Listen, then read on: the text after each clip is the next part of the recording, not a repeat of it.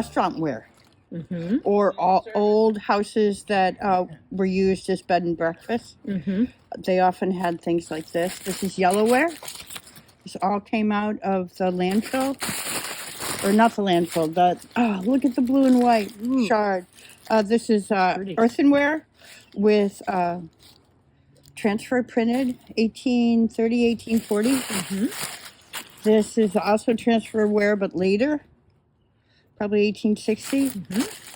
This is earlier. This looks like it was part of a pipe that people would smoke from. Because there's a little hole right at that end. What's this piece?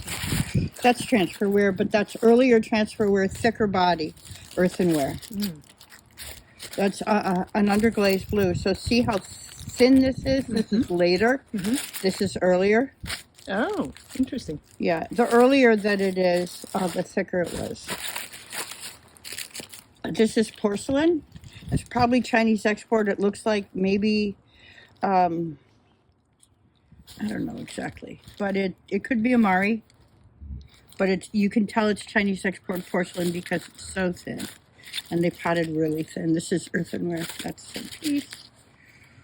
This is earthenware. This is Chinese export, or this is porcelain. I don't know if it's Chinese export. This is yellowware, thicker body earthenware. Yeah, and there's another transfer printed.